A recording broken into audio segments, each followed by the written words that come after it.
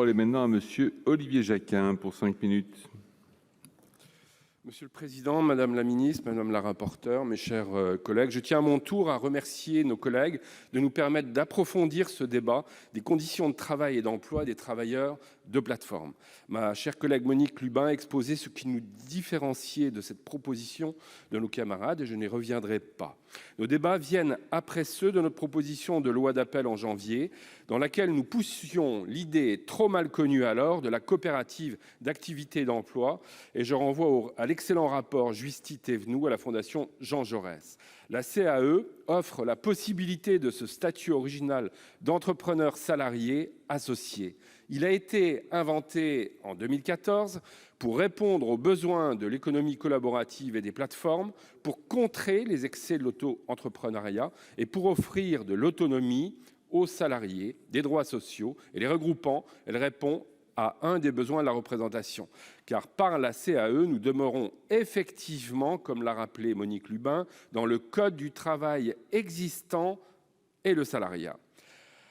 Avec ma collègue, nous notons avec satisfaction que notre proposition a fait progresser et évoluer la réflexion de nombreux acteurs, à commencer par nos collègues de la majorité sénatoriale, puisque cette solution fait maintenant partie des recommandations de leur rapport paru il y a quelques jours.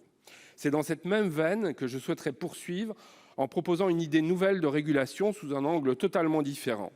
Cette idée n'a encore jamais été abordée dans les travaux parlementaires. Il s'agit d'adapter le devoir de vigilance à cette problématique. Ce devoir existe en droit par les lois de 2017 de mon collègue député Dominique Potier à l'Assemblée. Pour tenter la recevabilité et vous présenter l'idée, nous l'avons restreint aux plateformes numériques et il conviendrait de préciser que ce dispositif devrait concerner certains modèles de plateformes numériques.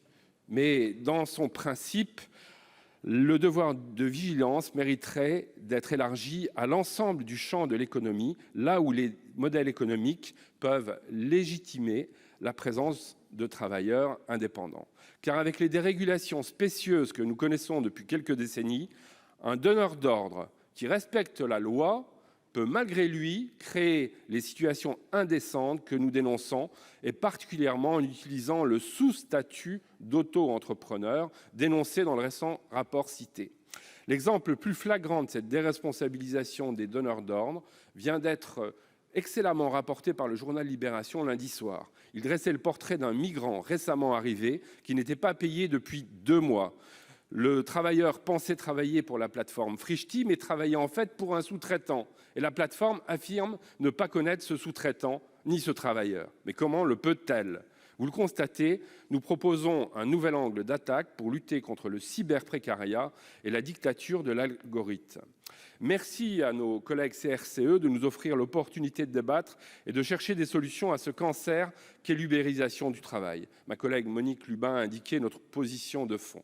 Madame la ministre, le confinement a mis en évidence la détresse de nombreux travailleurs surexploités, indépendants, fictifs, exposés aux risques de la route et au Covid et sans droits suffisants lorsque l'activité cesse. J'ai déjà eu l'occasion de demander qu'on leur accorde une protection, comme s'ils étaient salariés.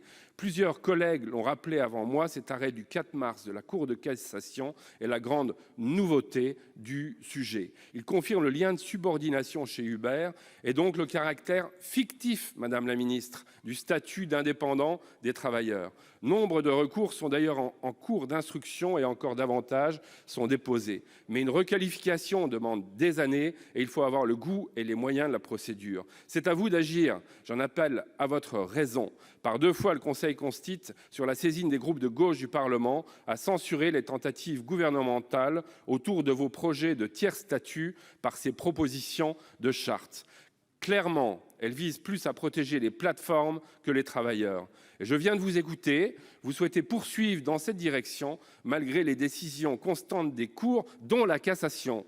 Madame la ministre, faites cesser la politique du fait accompli. Nous devons lutter contre l'indécence du travail qui rend pauvre et nous défendre de ce cheval de Troie contre notre modèle social que constituent ces plateformes. Mais surtout, aujourd'hui, mes chers collègues, profitons de l'occasion de ce débat pour dire non aux chartes et aux bricolages gouvernementaux, pour dire non à l'ubérisation du travail.